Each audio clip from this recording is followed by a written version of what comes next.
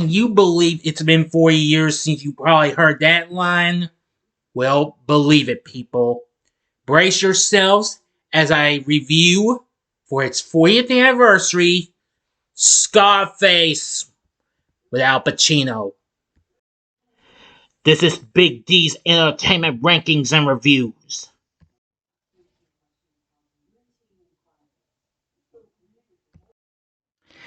Greetings, my fellow YouTubers, and welcome to Big D's Entertainment Rankings and Reviews. My name is Dual, better known to you as the Big D, and this time around I bring to you a review of the 1983 crime drama flick Scarface, released by Universal, directed by Brian De Palma, and written by Oliver Stone.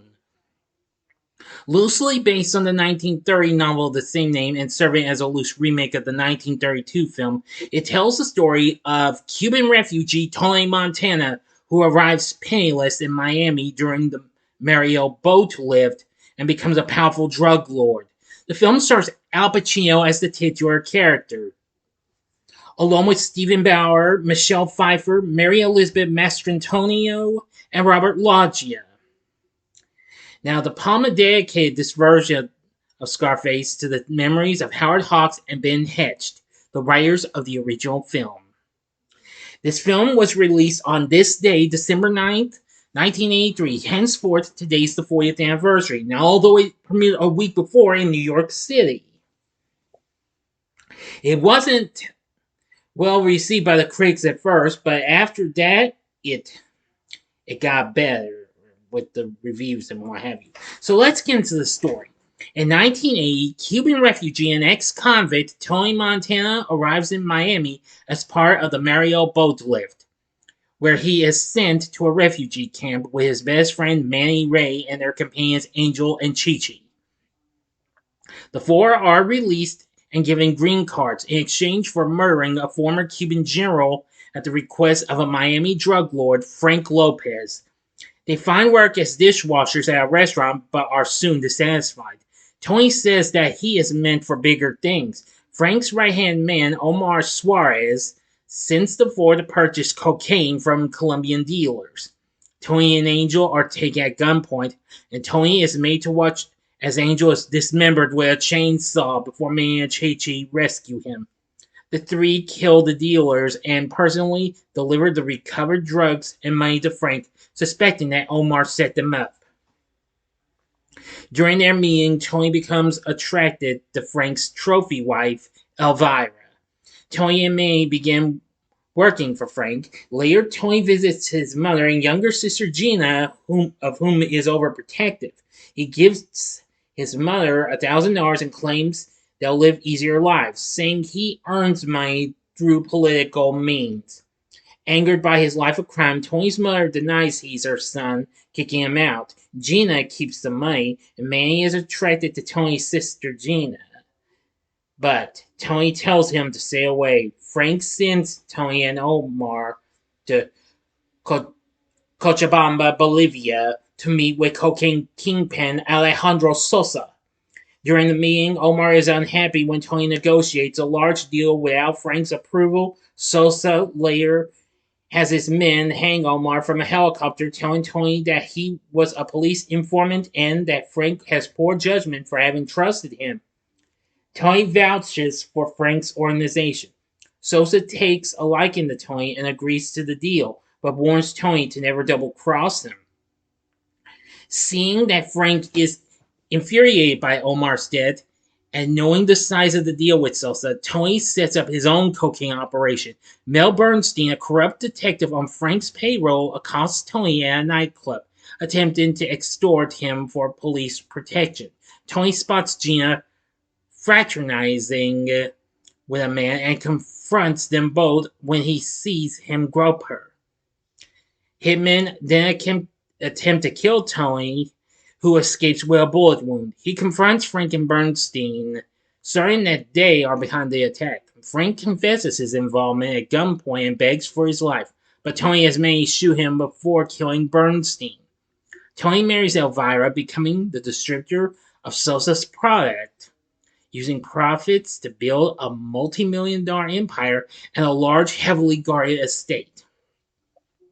In 1983, a money laundering sting operation by federal agents results in Tony being charged with tax evasion and facing potential prison time. Sosa offers to use his government connections to keep Tony out of prison, but only if Tony helps kill an activist intending to expose Sosa's drug operations. During dinner at an upscale restaurant, Tony accuses May of causing his arrest and Elvira of being an infertile junkie, prompting Elvira to leave him. Tony and Sosa's henchman Shao travel to New York City to assassinate the activist. Shao puts a radio-controlled bomb under his car, but Tony tries to cancel the hit upon seeing the activist accompanied by his wife and children. When Shao refuses, Tony kills him before he can detonate the bomb. Tony then returns to Miami, and an enraged Sosa threatens him with retribution for allowing the activist to deliver the expose. Alright, now for the ending. As always, you know the procedure. You have 5 seconds to stop this video. Go to the description box below and fast forward to the time below. If you've seen the movie already, please continue. Okay, you've been warned. At his mother's behest, Tony, who is high on cocaine, tracks down Gina and finds her with Manny. In a fit of rage, Tony shoots Manny dead and learns that Gina had just married him. A distraught Tony returns to his estate with Gina and begins a massive cocaine binge in his office. Sosa's men begin to invade the grounds and kill Tony's guards as Gina enters the office with a gun, accusing him of wanting her for himself. She shoots and wounds him, but is killed by one of Sosa's men, whom Tony kills in return. Tony takes a rifle to the invaders, and it's "Say hello, my little friend!" killing many of them, but suffering multiple gunshot wounds. He taunts his attackers until an assassin climbs up to the office and shoots him in the back. Tony's body falls off the balcony into the pool, resting near the base of a globe with the ironic motto, "The world is yours." End of story. So what did I think of Scarface? I'm going to say this film is bloody, intense, and what have you. Now, since its release, the critics have really dissed this for its excessive violence, profanity, and graphic drug usage. Well, yes, that's understandable and what have you. And some Cuban expatriates in Miami objected to the film's portrayal of Cubans as criminals and drug traffickers. In the years of its fall, some critics have reappraised it, considering it one of the greatest gangster films ever made. Screenwriters and directors such as Martin Scorsese has praised the film, and it has been referenced extensively in pop culture, most notably in hip-hop music and lots of other things. And the film is well regarded as a cult classic. Now, they actually had plans for a sequel called Son to Tony with Cuban Link, a hip-hop artist, Ryan starring. But however, he indicated that he may no longer be involved with the project as a result of film rights issues and creative control. Though the plans drew both praise and criticism and what have you. Well, since its release, the film has been released on numerous occasions and what have you.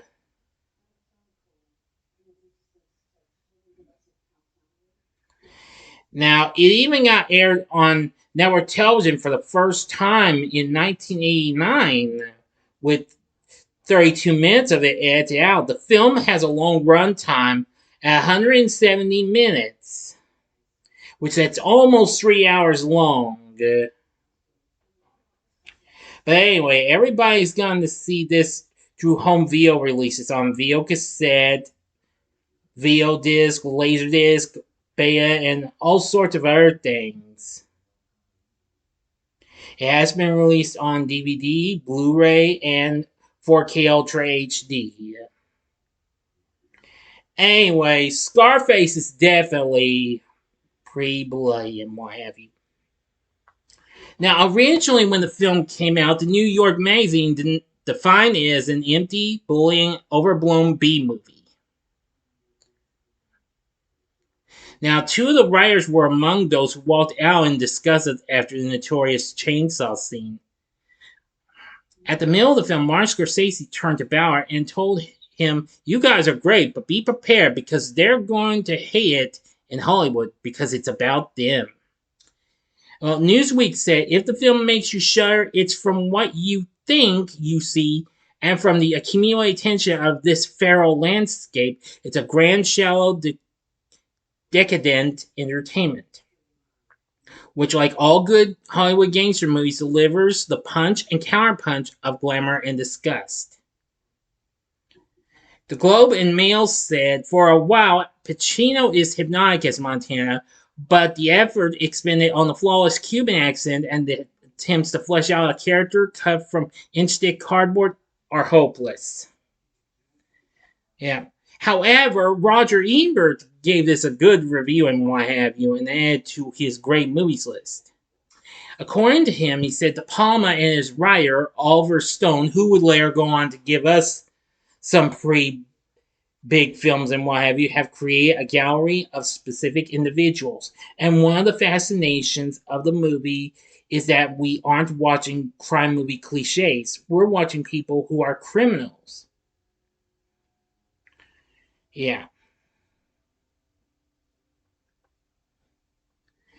Leonard Maltin was not impressed with this film, saying that the film wallows in excess and unpleasantness for nearly 3 hours and offers no new insight except that crime doesn't pay. At least the 1932 movie moved. Well, that's understandable and what have you. However, he included an addendum to his review and later editions of his annual movie guide, saying his surprise with the film's newfound popularity as a cult classic. The film currently sits at 79% certified fresh on Rotten Tomatoes, saying that De Palma and Pacino take it to the limit in the stylized, ultra-violent, eminently quotable gangster epic that walks a thin white line between moral drama and celebratory excess. Well, that's again understandable.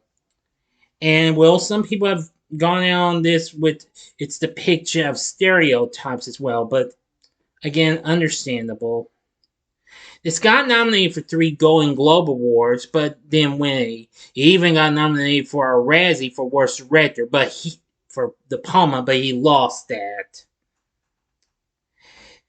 Anyway, Tony Montana was a nominated villain for AFI's 100 Years, 100 Heroes and Villains, while the "Say Hello to My Little Friend" quote was ranked number 61 in the 2005 AFI's 100 Years, 100 Movie Quotes. And 2008's AFI's 10 Top 10, they ranked this as the number 10 gangster film. Incredible, huh? Notably, the film is the only remake to appear in the same AFI Top 10 list as the original film. It is number 10, while the 1932 original is number 6. Yeah, I have seen that the original film, but it's been a long time, and I'm not sure if I will see it again because it's on the 2 tape video cassettes that I got a few years back. But overall, I thought this film was just so intense in my view. Giorgio Moroder's score for the film was very good, especially that intro theme, and it gets more epic and what have you in certain scenes. Yeah. Now, our cast includes, Al Pacino playing Tony Montana. I'm going to say I liked his performance. He was really, really good. Stephen Bauer played Manny Ray. He was pretty good. Michelle Pfeiffer, fresh after recently playing Stephanie Zanotti in Grease 2, which I know lots of people don't like that, but I'm sure a lot of people liked her as Elvira. I know I did. She was good. Playing Gina is Mary Elizabeth Mastrantonio, who would later go on to appear in The Abyss and as Maid Marian in Robin Hood, Prince of Thieves. She was good. Robert Loggia played Frank Lopez. He, of course, would later go. Well, he's been in numerous films, including, oh, there's probably a few I'm pretty sure I know of. Revenge of the Pink Panther. He was in An Officer and a Gentleman. Well, a year before this, he was Dr. Bill Raymond in Psycho 2. And I also know him from Big and the animated film Oliver and Company, which I just recently did a review of. And lots of other films. Miriam Colon played Mama Montana. F. Murray Abraham played Omar. Paul Chenard played Sosa. Harris Yulin played Bernstein. Angel Salazar played Chi-Chi. And Pepe Serna played Angel. So anyway, the cast is pretty good and what have you. If you watch closely, we also have an appearance from Richard Belzer, whom we sadly lost earlier this year, back in February, before he went on to star in Law and Order SVU and Homicide: Life on the Street. He portrays an MC at the Babylon Club. Really something. Yeah. I didn't even see this one. There was also uncredited voiceover dubbing of the Immigration and Naturalization Service officers who interrogate Montana in the opening scene, and those were done by Charles Durning and Dennis Franz, who also would appear in Psycho 2. Who was also in Psycho 2. Anyway, I'm gonna say Scarface has it all. It may be a long run time and what have you, but I think y'all can get through this without much trouble. If you can get through films like The Godfather or its sequel, I think you can get through Scarface without much trouble. So seriously, Scarface is brutal, it's bloody, it's pretty intense, it's got a good score, great characters, great cast, etc., etc., etc. So overall, would I recommend Scarface? Definitely, hell yeah.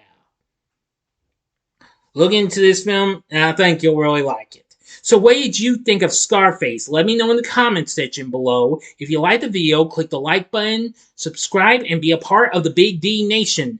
Join me next time when I bring to you another anniversary review, and that will be Wayne's World 2. So if you like this, consider checking out my reviews for some of these other films. In the upper left-hand corner is my review of The Godfather from 1972. Or if you would like something different, you can go to the upper right-hand corner and see my spoiler-free review of Martin Scorsese's recent hit film, Killers of the Flower Moon. Or if you'd like maybe a little more Michelle Pfeiffer, go to the bottom left-hand corner and see my re-review for a much better film that I saw than Grease 2, and that would be Batman Returns from 1992. And the bottom right-hand corner is the button you can click to subscribe. If you like rankings and reviews on movies, TV, music, video games, etc., then I'm your guy. Thank you for watching. Until next time, I'm the Big D saying, see ya!